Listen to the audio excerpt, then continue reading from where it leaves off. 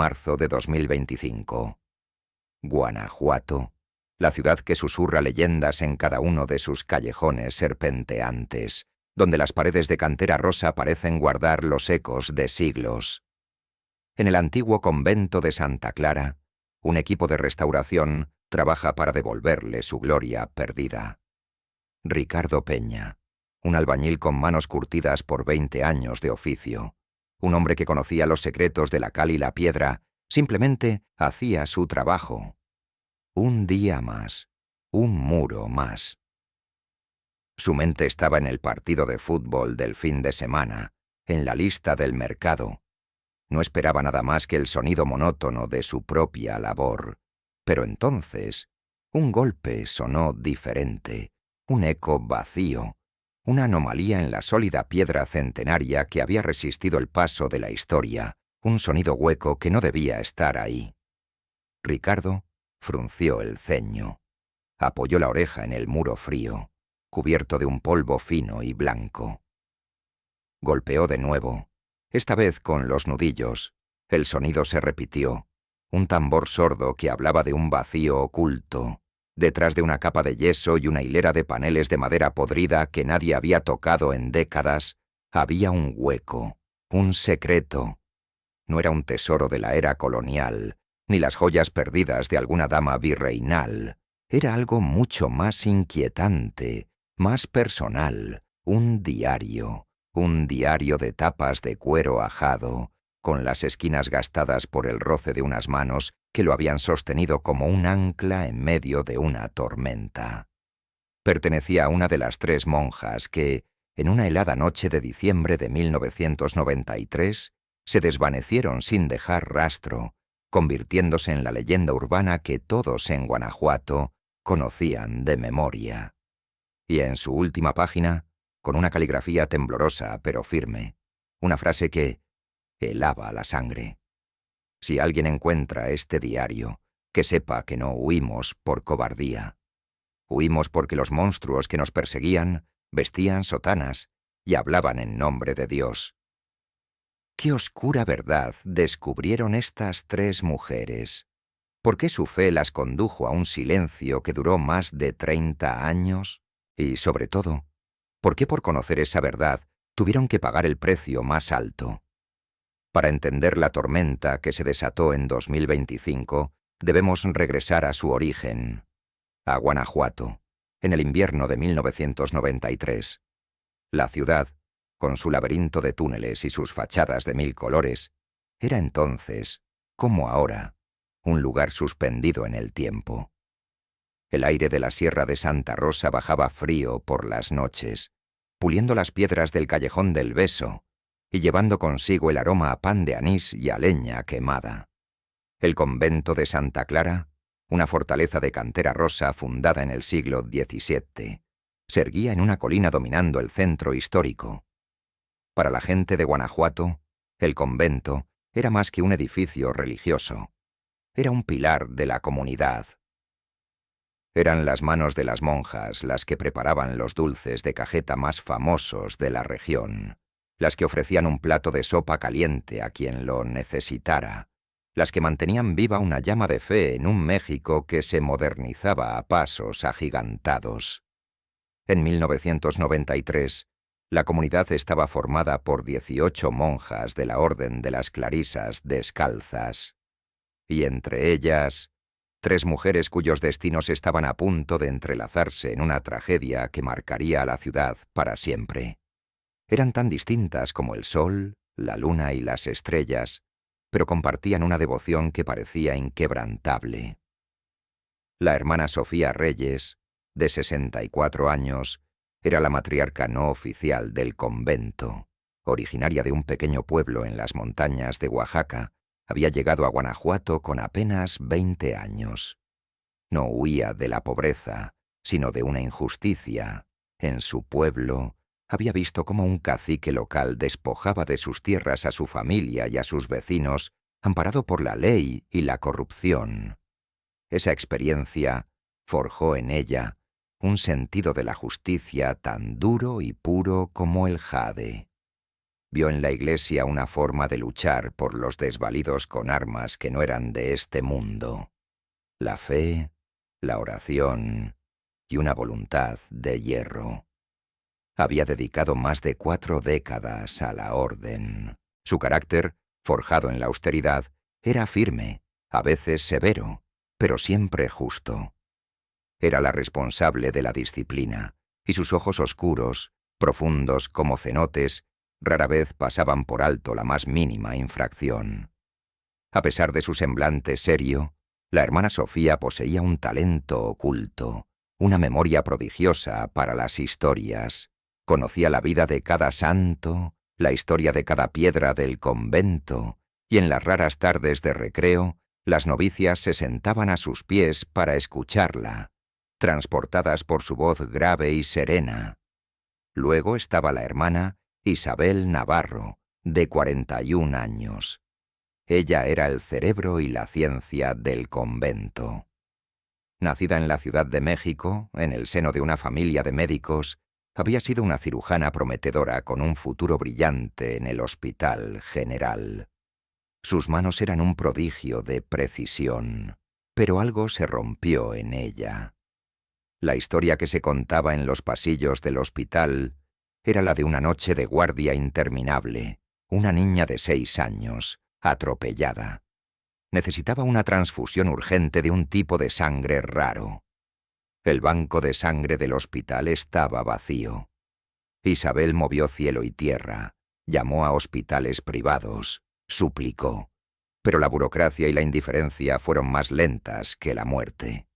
La niña murió en sus brazos mientras esperaba una sangre que nunca llegó. Esa noche, Isabel colgó la bata. Sintió que la ciencia, sin humanidad, era un cascarón vacío.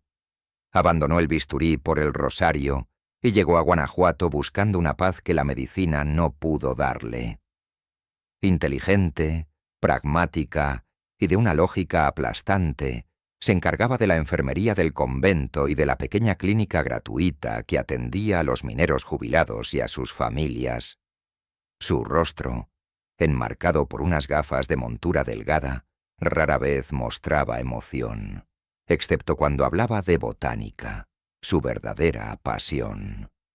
Bajo su hábito, siempre llevaba un pequeño milagro de plata de la Virgen de Guadalupe, el único recuerdo material de su vida anterior.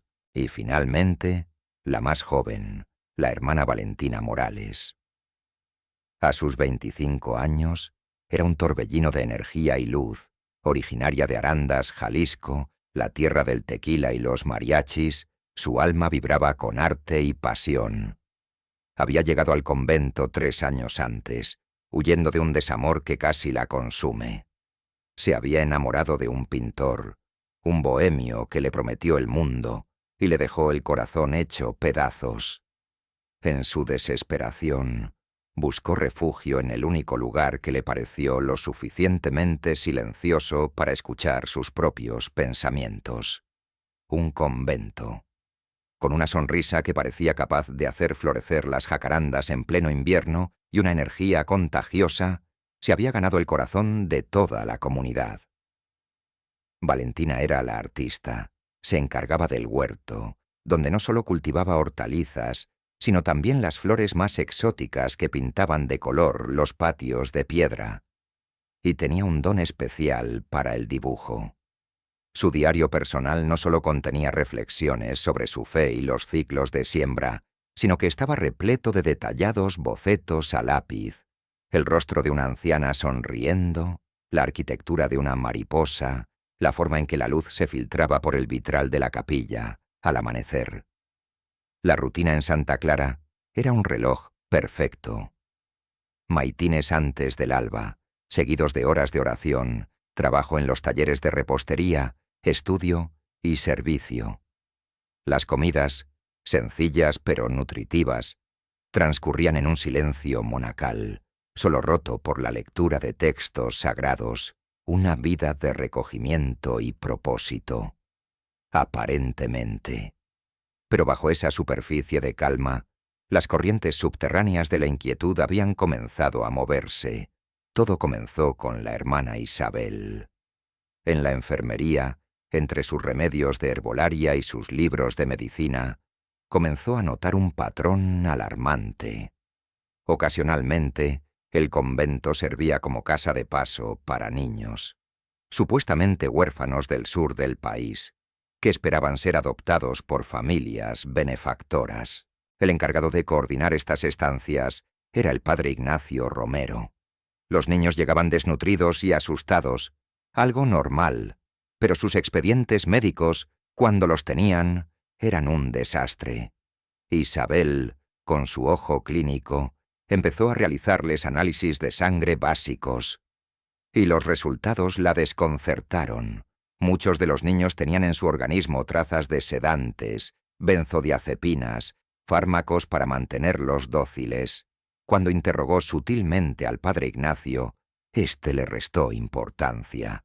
Son niños traumatizados, hermana. A veces necesitan ayuda para calmar sus nervios. Es por su bien.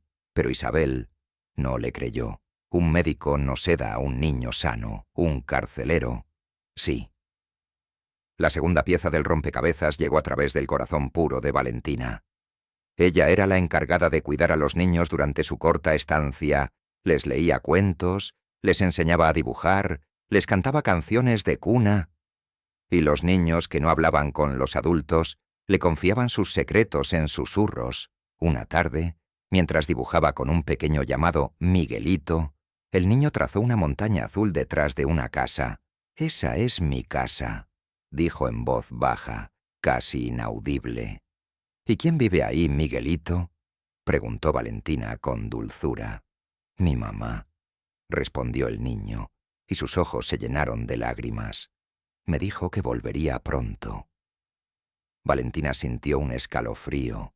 Se suponía que Miguelito era huérfano. Cuando le contó esto a la hermana Isabel, las sospechas de la doctora se convirtieron en una terrible certeza. Isabel y Valentina acudieron a la hermana Sofía. La anciana monja escuchó su historia en silencio, asintiendo lentamente. No se escandalizó. Su vida le había enseñado que el mal a menudo se viste con los ropajes más sagrados. Con la tenacidad que la caracterizaba, Sofía comenzó su propia investigación. Con el pretexto de investigar la historia del convento, empezó a pasar las tardes en la biblioteca pública, revisando archivos, registros de propiedad y periódicos de las últimas 2 décadas. Buscaba nombres, conexiones, descubrió que el padre Ignacio estaba vinculado a varias fundaciones de caridad con sedes en paraísos fiscales, fundaciones que recibían enormes donaciones de familias extranjeras, las mismas familias que adoptaban a los niños que pasaban por el convento. El dinero no se quedaba en México, desaparecía en una red de cuentas en Suiza y las Islas Caimán. La obra benéfica era una fachada, una muy lucrativa. Las 3 monjas se reunían en secreto por las noches, en la capilla, bajo la mirada silenciosa de los santos de madera. Juntaban sus descubrimientos como si armaran un mapa del infierno. Isabel aportaba la evidencia científica, las pruebas del maltrato físico. Valentina, los testimonios humanos, las historias de los niños robados. Y Sofía, el rastro del dinero, la prueba de la corrupción. Se habían convertido en un equipo de investigadoras improbables, la científica, la artista y la historiadora, unidas por la justicia y la fe verdadera. El padre Ignacio sintió el cambio. Notó las miradas, los susurros, empezó a vigilar a Valentina, la más vulnerable.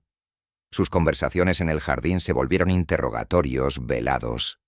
¿Qué tanto hablas con los niños, hermana? Recuerda que son almas frágiles, no debes perturbarlos con preguntas innecesarias. Valentina sentía su aliento en la nuca, una presencia fría y amenazante. A medida que el invierno de 1993 avanzaba, el cerco se estrechaba. Las 3 sabían que estaban en peligro. Habían descubierto un secreto monstruoso, una red de tráfico de personas operada desde el corazón de la iglesia, y los responsables no dudarían en silenciarlas. El día anterior a su desaparición, un visitante inusual llegó al convento. No era un familiar ni un proveedor, era un hombre de mediana edad, con un traje oscuro que no encajaba en el ambiente polvoriento de Guanajuato, y un portafolios de cuero. Se presentó como un periodista de la revista Proceso. Había estado investigando la misma red desde otro ángulo. Les mostró pruebas aún más terribles. Fotografías de niños que habían pasado por el convento y que ahora estaban en redes de explotación en Europa. Fue la confirmación final. Tenían que actuar, y rápido. El periodista les ofreció una salida, una ruta segura para sacar los documentos del país y entregarlos a las autoridades internacionales. Acordaron reunirse con él 2 noches después. Esa noche, durante la cena, las 3 monjas apenas tocaron su comida. Un silencio distinto, cargado de una tensión eléctrica, se había instalado entre ellas. Se miraban a los ojos, comunicándose sin palabras. Miedo, sí, pero también una determinación inquebrantable. El 11 de diciembre de 1993 amaneció excepcionalmente frío. Una fina capa de escarcha cubría los techos coloridos de Guanajuato, y el convento de Santa Clara parecía brillar bajo una pálida luz fantasmal. Para las hermanas Sofía, Isabel y Valentina, aquel sábado comenzó como cualquier otro día, pero sabían que sería el último. Se levantaron a las 5 de la mañana para el rezo de maitines. Sus voces se mezclaron en la capilla, aún a oscuras. La hermana Sofía dirigió el coro, y cuando entonaron el Miserere Nobis, su voz, por primera vez, no tembló. Sonó fuerte, desafiante. Era una súplica, pero también una declaración de guerra. Durante el día prepararon su huida. Isabel recibió un sobre certificado de un bufete de abogados de confianza en la Ciudad de México. Eran copias notariadas de algunos de los documentos más importantes, una póliza de seguro. Sofía e Isabel empaquetaron las pruebas más contundentes en una caja metálica. Valentina, con el corazón roto, escribió la última entrada en su diario, su testamento, y lo ocultó en la biblioteca, con la esperanza de que algún día alguien lo encontrara. La última persona ajena al convento que las vio juntas fue Javier Mendoza, el campesino. Su testimonio, años después, cobraría un nuevo significado. La hermana Sofía me miró a los ojos y me dijo: «Javier, que Dios te bendiga. Reza por nosotras». Nunca me había dicho algo así. Fue como una despedida. A las 6 de la tarde, cuando las campanas llamaron al rezo de vísperas, las 3 sillas que ocupaban en la capilla permanecieron vacías. La Madre Superiora las buscó. Sus celdas estaban ordenadas. En la de Valentina faltaba su diario, y en la de Isabel, sobre su Biblia, el milagro de plata, un mensaje para su hermano, una pista encriptada en la fe. A las 8 de la noche, la Madre Superiora llamó al Padre Ignacio. Su silencio al otro lado de la línea fue la primera confirmación de que algo terrible había sucedido. A las 9:30 llegaron 2 agentes de la policía judicial, y la niebla descendió sobre Guanajuato como un sudario, para ocultar el crimen y dar comienzo a una leyenda que duraría 32 años. Los días se convirtieron en semanas, las semanas en meses, y los meses en años. Más de 30 años, de un silencio denso y pesado, como la humedad en los túneles de Guanajuato. Para el convento de Santa Clara, la vida tuvo que continuar, pero marcada por una herida que nunca terminó de cicatrizar. La leyenda de las monjas desaparecidas se arraigó en el imaginario de la ciudad. Se decía que sus fantasmas vagaban por los túneles, que sus lamentos se oían en las noches de viento. La historia se convirtió en un producto turístico, despojada de su horror, convertida en un cuento de fogata. Pero para un hombre, El caso nunca fue una leyenda, fue una herida abierta, una deuda sin pagar. El comandante Julián Ríos, el joven policía que recibió el caso en 1993, se obsesionó con él. Durante los 3 años que permaneció en Guanajuato, se enfrentó a un muro de indiferencia y obstrucción, interrogó a docenas de personas, pero las respuestas eran siempre las mismas. No vi nada, no sé nada. El miedo y el poder del padre Ignacio habían sellado los labios de la comunidad. Julián sentía que la clave estaba en el propio convento, pero la Madre Superiora, siguiendo el consejo del padre Ignacio, limitó su acceso. «No perturbe la paz de este santo lugar, comandante», le decía con una piedad que a Julián le sonaba a amenaza. Siguió pistas que no llevaban a ninguna parte. Un rumor decía que las habían visto subiendo a un autobús hacia la frontera. Julián pasó semanas revisando registros de todas las líneas de autobuses del país. Nada. Otro rumor, más siniestro, afirmaba que se habían unido a una secta apocalíptica en la sierra. Organizó un operativo con la policía estatal, peinando las montañas durante días. Solo encontraron cuevas vacías y el eco de sus propias frustraciones. La presión desde arriba para que cerrara el caso era inmensa. Su superior, un hombre con aspiraciones políticas y amigo cercano del obispo, lo llamaba a su oficina cada semana. «¿Todavía con las monjitas, Ríos? Es un caso cerrado. Se fugaron, déjelo ya». Pero Julián no podía. La nota en el libro de Sor Juana, «El infierno que ocultan», resonaba en su cabeza.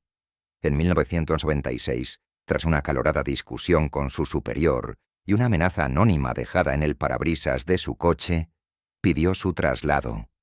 Se fue de Guanajuato sintiéndose un fracasado, pero se llevó el expediente consigo, una copia no autorizada que se convirtió en su Biblia y su maldición. Durante las siguientes décadas, su carrera policial fue exitosa, pero gris. Resolvió robos, asaltos, homicidios. Pero cada noche, antes de dormir, abría el viejo expediente. Leía los testimonios, miraba las fotos de las 3 mujeres, hablaba con ellas en su mente. ¿Qué pasaron por alto, Sofía? ¿Qué secreto guardaba tu medallón, Isabel? ¿Qué más decías en tu diario, Valentina? En 2010, ya retirado de la vida de clausura, el hermano de Isabel, Mateo Navarro, contactó a Julián.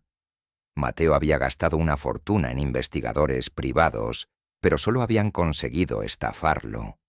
Los 2 hombres, unidos por la misma obsesión, compartieron información. Mateo le contó del milagro de plata, que guardaba como una reliquia.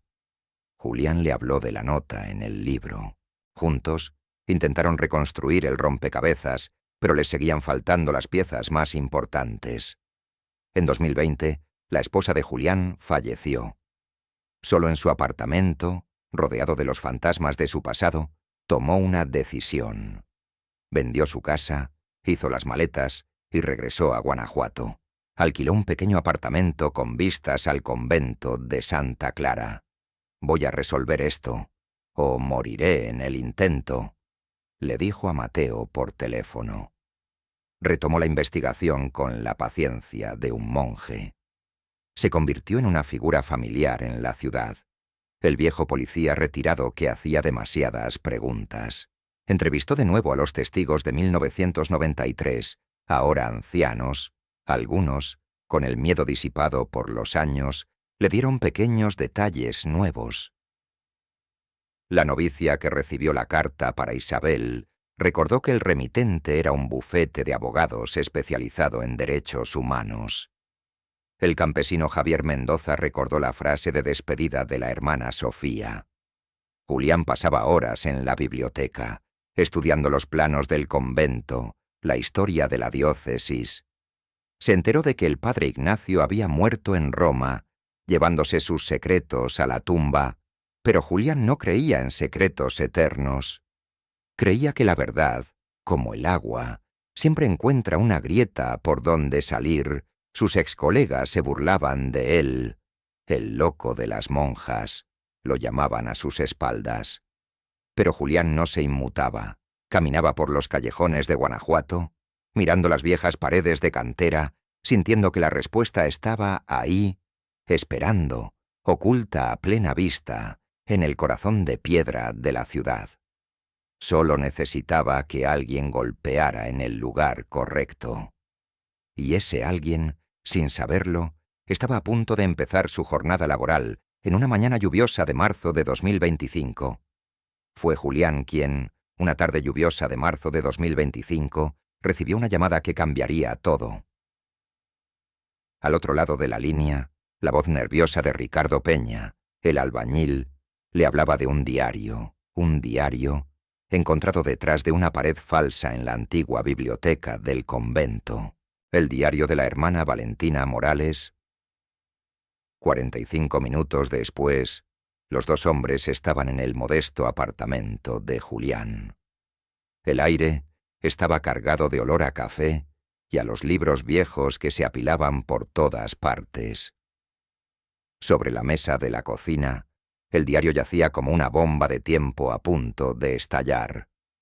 «Deberíamos entregarlo a la fiscalía», dijo Ricardo, pálido, mirando el objeto como si pudiera morderle. Julián, con sus 58 años y el pelo completamente blanco, pasó una mano temblorosa sobre la cubierta de cuero. «Lo haremos», aseguró con una voz que no había usado en años, la voz del comandante. «Pero primero, necesitamos saber qué contiene». Han pasado 32 años, Ricardo. 32 años de mentiras. Estas mujeres merecen que alguien, por fin, escuche su historia. Con un cuidado reverencial, Julián abrió el diario. Las primeras páginas eran un reflejo de la vida de Valentina.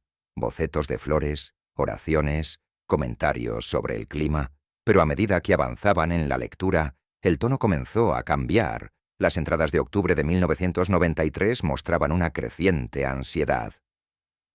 15 de octubre de 1993, leyó Julián en voz alta. Hoy, la hermana Isabel me ha confiado algo que me ha dejado sin aliento. Un secreto sobre algunos de los niños que a veces se quedan aquí temporalmente. Niños que vienen del sur, de Chiapas, dicen que son huérfanos, pero uno de ellos, un niño llamado Miguelito, me dijo hoy en un susurro que su mamá lo está esperando en su pueblo. Me dibujó su casa, con una montaña azul detrás. No puedo escribir más, ni siquiera aquí. Si fuera cierto, Dios mío, ayúdame a entender. Las entradas se volvían cada vez más crípticas. Hablaban de los documentos, el secreto del sótano y la traición del padre Ignacio. De noviembre de 1993, escribió Valentina. Sor Sofía lo ha confirmado. Los registros que Isabel consiguió en la Ciudad de México son auténticos. Lo que está pasando aquí no es una obra de caridad. Es un crimen. Están vendiendo niños. Usan la palabra adopción como un velo para ocultar el horror. Ya no podemos permanecer en silencio, pero ¿quién nos creerá? 3 monjas contra el poder del padre Ignacio y quienes están detrás de él.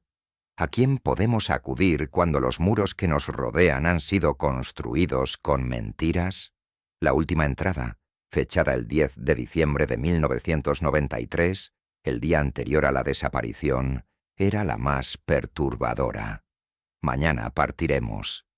Sor Sofía ha recibido la confirmación que esperábamos. El hombre del traje oscuro trajo las pruebas finales. Ya no hay vuelta atrás. Si alguien encuentra este diario algún día, que sepa que no huimos por cobardía, sino por necesidad. La verdad debe salir a la luz, pero no podemos hacerlo desde aquí. Nos vigilan. Siento los ojos del padre Ignacio sobre mí en cada rezo, y el sótano bajo la capilla. Ese sótano contiene mucho más que reliquias y vino viejo. Que Dios nos perdone por lo que vamos a hacer, y que perdone a quienes convirtieron su casa en una guarida de lobos. El sótano, susurró Ricardo.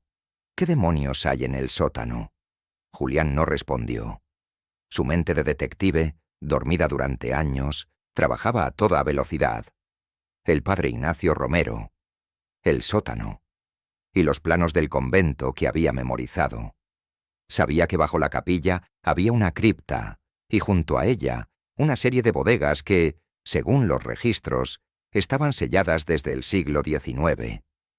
«Tenemos que ir al convento», dijo finalmente Julián. «Ahora mismo». Tras una hora de debate tenso, llegaron a un acuerdo. Ricardo, usando su acceso como trabajador de la restauración, llevaría a Julián al convento esa misma noche, con el pretexto de consultar unos detalles estructurales. Era arriesgado, ilegal, pero Julián sabía que si entregaba el diario a las autoridades sin más pruebas, corría el riesgo de que desapareciera en algún cajón burocrático, igual que el caso original.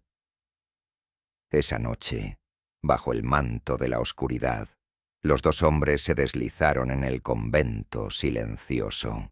El lugar, sagrado de día, se sentía opresivo y lleno de secretos por la noche.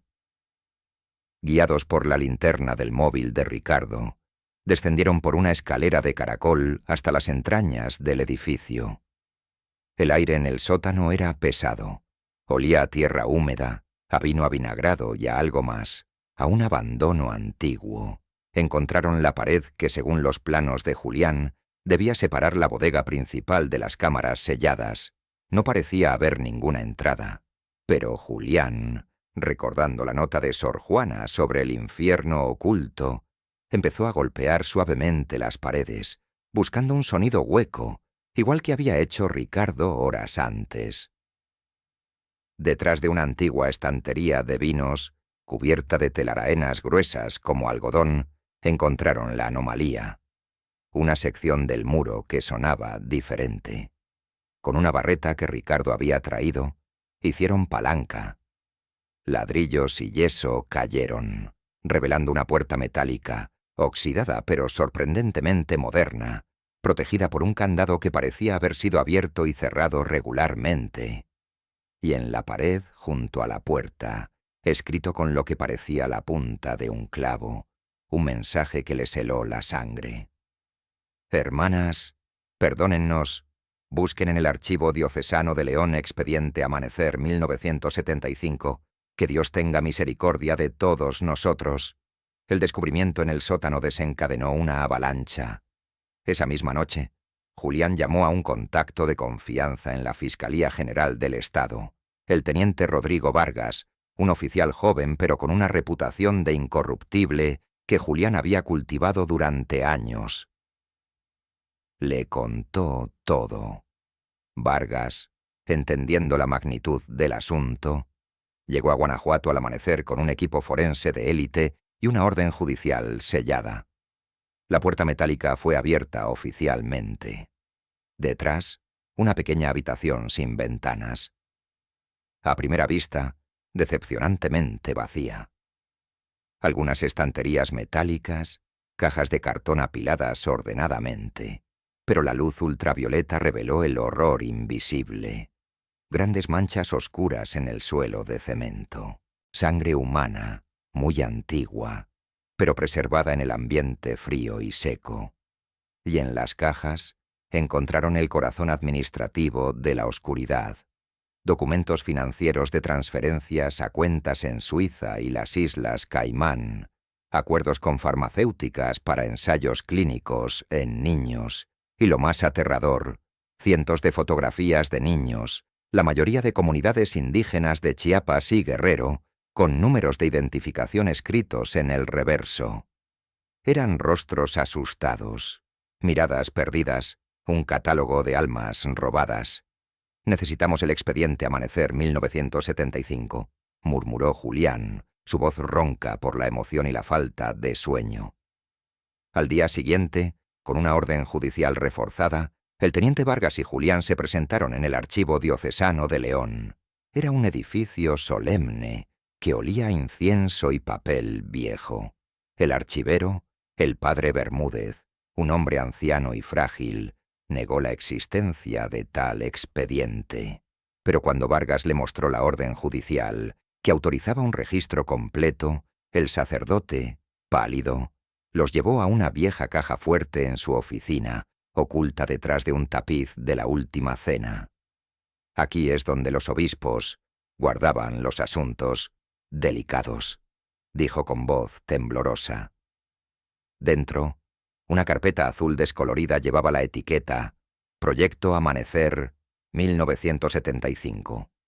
Su contenido era la crónica de un horror inimaginable, un programa de adopciones internacionales ilegales que operaba desde el convento de Santa Clara para niños, principalmente de familias vulnerables o robados de sus comunidades, eran traídos a Guanajuato con la promesa de una educación para luego ser vendidos a familias adineradas en Europa y Estados Unidos a cambio de donaciones millonarias.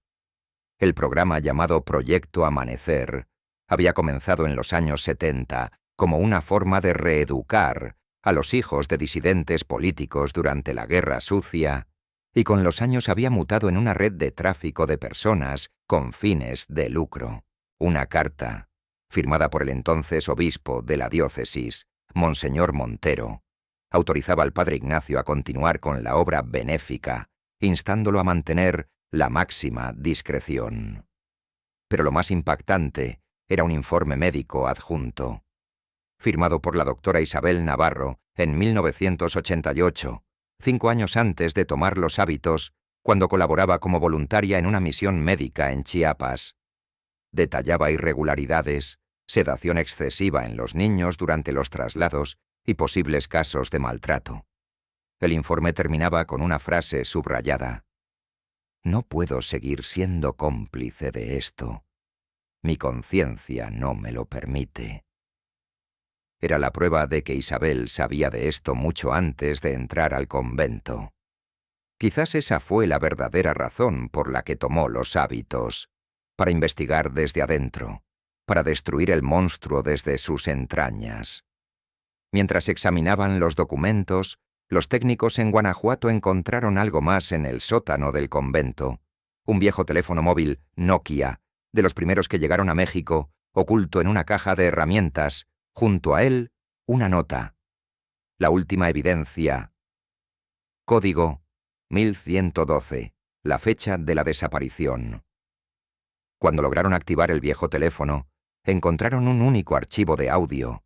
La calidad era pobre, pero las voces eran inconfundibles. El padre Ignacio discutiendo acaloradamente con la hermana Sofía. «No pueden probar nada», se oía decir al sacerdote, su voz usualmente melosa ahora convertida en un siseo. ¿Quién les creería a 3 monjas histéricas? «Tenemos los documentos», respondía la voz firme de Sor Sofía. «E Isabel tiene contactos en la Ciudad de México. Periodistas, abogados, gente que no se deja intimidar por una sotana. ¿Y qué creen que pasará con ustedes si esto sale a la luz? ¿Con el convento? ¿Con la fe de la gente?», amenazaba el sacerdote. «Destruirán algo mucho más grande que ustedes. El mayor daño a la fe es usar el nombre de Dios para justificar crímenes», respondía la voz de Sofía, temblando de indignación. «Esos niños merecen justicia. Sus familias merecen saber la verdad». La grabación terminaba abruptamente con un ruido fuerte, como un golpe o una puerta cerrándose violentamente. Esa tarde, mientras la noticia comenzaba a filtrarse en los medios nacionales, una llamada anónima llegó a la fiscalía. Una voz distorsionada electrónicamente proporcionó unas coordenadas GPS precisas de una zona boscosa en la Sierra de Santa Rosa. El mensaje era críptico: «Busquen bajo el pirul caído». La verdad lleva 32 años enterrada, pero todavía puede hablar. Al amanecer del día siguiente, un equipo de la Guardia Nacional, supervisado por un juez, comenzó la excavación. Tras 3 horas, las palas dieron con algo sólido. No eran restos humanos, era una caja de metal, herméticamente sellada. Dentro, protegido por capas de plástico, había un tesoro documental, más informes, las fotografías originales de los niños, cintas de audio con testimonios grabados por Isabel e incluso disquetes de 3.5 pulgadas y un sobresellado con la inscripción: para ser abierto solo en caso de nuestra muerte o desaparición. Hermanas Sofía Reyes, Isabel Navarro y Valentina Morales. La carta en su interior, firmada por las tres, era su testamento. Relataba en detalle su investigación y su plan de huida. Si todo ha salido bien, concluía la carta, habremos logrado exponer esta red y estaremos a salvo. Si están leyendo esto, algo salió terriblemente mal. Investiguen al periodista Carlos Loret, no el famoso, sino su primo, un reportero freelance que investigaba casos de derechos humanos. Debíamos encontrarnos con él en la central de autobuses de Querétaro. Su coche era un Tsuru blanco con placas de la Ciudad de México. El silencio que siguió a la lectura fue roto por el teléfono del teniente Vargas. La información que recibió confirmó los peores temores. En diciembre de 1993, un Nissan Tsuru blanco fue encontrado en el fondo de un barranco. El caso se cerró como un accidente. El informe lo firmaba un comandante de la Policía Federal de Caminos, que curiosamente fue ascendido un mes después. Mientras tanto, en la Ciudad de México, Mateo Navarro, el hermano de Isabel, fue contactado. Al mostrarle los descubrimientos, el anciano se derrumbó. Con manos temblorosas, extrajo de un pequeño cofre el milagro de plata que su hermana había dejado. Un agente notó una pequeña ranura en el borde. Con cuidado, lo abrieron. Dentro no había una reliquia, sino un microfilm. Cuando lograron leer su contenido, encontraron la pieza final. Coordenadas GPS, diferentes a las del pirul caído, acompañadas de una sola frase: por si fallamos. La verdad completa está aquí. Siguiendo las nuevas coordenadas, un nuevo equipo de búsqueda se dirigió a una zona aún más remota de la Sierra de Guanajuato, un paraje conocido como la Boca del Diablo. Allí, en una pequeña cabaña de mineros abandonada, encontraron lo impensable. El suelo de tierra había sido removido. Debajo, envueltos en mantas, estaban los restos óseos de 3 mujeres. La identificación forense, gracias al ADN proporcionado por Mateo Navarro, confirmaría lo que todos temían. Habían encontrado a las hermanas Sofía, Isabel y Valentina. El análisis preliminar indicaba que habían sido ejecutadas profesionalmente. Junto a sus restos, un último mensaje, arañado en la pared de madera con una piedra afilada: perdónalos, la verdad prevalecerá. Y así fue, Tindo. Años después de su desaparición, el oscuro secreto que las 3 valientes religiosas habían descubierto finalmente salió a la luz. No habían huido abandonando sus votos, habían sido cazadas y asesinadas por intentar proteger a niños inocentes. Los meses siguientes conmocionaron a México. El caso de las monjas de Guanajuato desencadenó una de las mayores investigaciones sobre tráfico de menores en la historia reciente del país. La documentación, meticulosamente preservada por las 3 religiosas, proporcionó pruebas irrefutables. La investigación, ahora dirigida por la Fiscalía General de la República, reveló una red que había traficado con más de 400 niños. Aunque muchos de los responsables habían fallecido, varios colaboradores seguían vivos. Las detenciones incluyeron a 2 exfuncionarios de alto rango del DF, a 3 empresarios multimillonarios y al excomandante de la Policía Federal de Caminos que había encubierto el accidente. El impacto en Guanajuato fue devastador. La ciudad tuvo que enfrentar una verdad mucho más oscura que sus leyendas. El convento de Santa Clara fue cerrado temporalmente. La Conferencia del Episcopado Mexicano emitió un comunicado condenando los hechos, aunque para muchos las palabras llegaban demasiado tarde. Para las familias, La verdad trajo un cierre doloroso, pero también una reivindicación. Mateo Navarro pudo al fin darle a su hermana Isabel un entierro digno. Ella quería curar las enfermedades del mundo, dijo en el funeral. Y al final intentó curar la peor de todas, la indiferencia ante el sufrimiento de los inocentes. Y pagó por ello. Pero su sacrificio no fue en vano. Gracias a los registros de las monjas, muchas de las víctimas, ahora adultos, pudieron ser identificadas.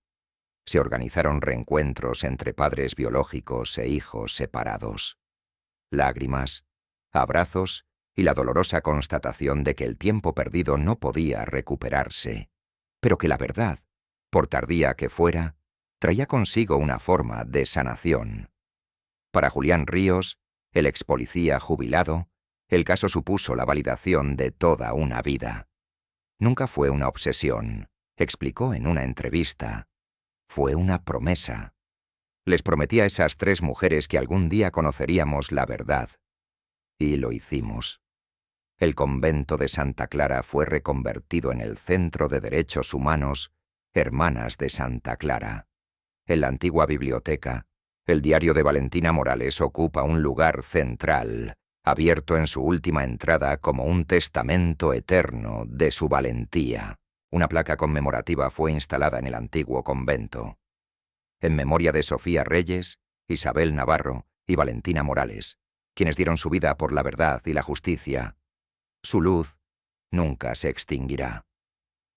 993-2025. Guanajuato tardó años en recuperarse, pero lentamente la comunidad comenzó a reconstruirse sobre bases más honestas. Las conversaciones difíciles finalmente ocurrieron. Los silencios cómplices fueron sustituidos por un compromiso con la transparencia. Este caso nos muestra cómo la verdad, aunque permanezca enterrada, siempre encuentra un camino para salir a la luz, a menudo gracias al coraje de unos pocos. ¿Qué te pareció esta historia?